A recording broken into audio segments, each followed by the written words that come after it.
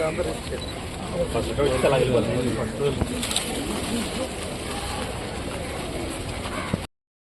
చేస్తూ రేపు ఎవరైనా అలాంటి వ్యక్తులు ఏదైనా ఇక్కడ అరాచక పనులు చేసి సపోర్ట్ చేస్తే మనల్ని నిందించాలి, అంతేగాని ఇలాంటి తప్పుడు ప్రచారాలు చేస్తున్నాం, చాలా తప్పు. అలాగే నేను మరొకసారి పట్టణంలో ఉన్న ఇవాళ ఇది లేకపోయినప్పుడు కూడా చిన్నప్పటి నుండి కూడా ఆయన గురించి మనం విన్నాం.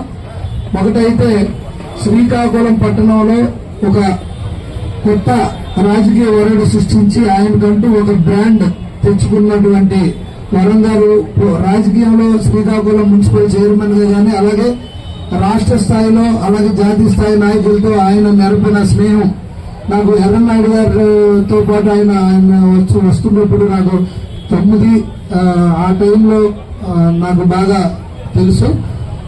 అలాగే ఆయనకి పెద్ద పెద్ద నాయకులు రాజశేఖర్ గారు లాంటి ముఖ్యమంత్రులతో కూడా మంచి సంబంధాలు నెరిపి శ్రీకాకుళం పట్టణాన్ని అభివృద్ధి చేయడానికి ఆయన తన వంతు కృషి చేస్తూ అలాగే ఎన్నో సేవా కార్యక్రమాలు చేసి వారి కుటుంబంకి ఆయనకి మంచి పేరు తెచ్చారు. అలాగే ఏ షాపు ఓపెన్ చేసినా నేను చాలా సందర్భాలు ఈవెన్ ఆయన పదవిలో లేనప్పుడు కూడా నేను అబ్జర్వ్ చేశాను.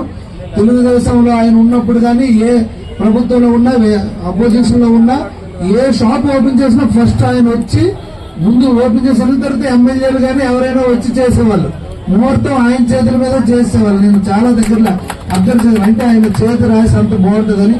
సో అలాంటి మహోన్నతమైన వ్యక్తి యొక్క జయంతి కార్యక్రమంలో ఈ రోజు పాల్గొనడం నాకు చాలా ఆనందం. అలాగే ఇంకొక మాట అయితే చెప్పక తప్పదు, కళింగ కోమట్లకి జాతీయ స్థాయిలో గాని రాష్ట్ర స్థాయిలో గాని ఒక ప్రత్యేకమైన గుర్తింపు తెచ్చారంటే నో డౌట్ అందులో వరుణ్ గారి యొక్క పాత్ర. వరుణ్ గారు అనేది నేను చెప్పక తప్పదు, ఎందుకంటే రాష్ట్ర స్థాయిలో రాసయ్య గారు కానీ టీజీ వెంకటేష్ గారు పెద్ద నాయకులతో కూడా మంచి స్నేహం నేర్పి ఒక గుర్తింపు తీసుకొచ్చారు. సో అలాగే ఈ రోజు వారి కుటుంబ సభ్యులు కూడా ఆయన ఆశయాలకు అనుగుణంగా ఎన్నో సేవా కార్యక్రమాలు ముందుకు తీసుకెళ్తూ అదే డిసిప్లిన్ గా క్రమశిక్షణగా ముందుకు వెళ్తూ వాళ్ళు నడుస్తున్నారు కనుక వారికి హృదయపూర్వకంగా నా యొక్క సపోర్ట్ ఎప్పుడు ఉంటుందని తెలియజేసుకుంటూ ఈ సందర్భంగా వారు అన్నా క్యాంటీన్ కి నారా చంద్రబాబు నాయుడు గారు ముఖ్యమంత్రి వర్యులైనటువంటి నారా చంద్రబాబు నాయుడు గారు మానసిక పుత్రైనటువంటి అన్నా క్యాంటీన్ కి 3 లక్షల రూపాయలు ఈ సందర్భంగా డొనేషన్ ఇవ్వడం వారిని అభినందిస్తూ, అలాగే ఏదైతే పేదవారి పట్టణంలో తోపుడు బళ్ళతో వర్తకం చేసుకున్న వారికి ఒక 15 మందికి ఈ రోజు ఈ తోపుడు బళ్ళు కూడా వారికి బహుకరణిస్తున్నారు.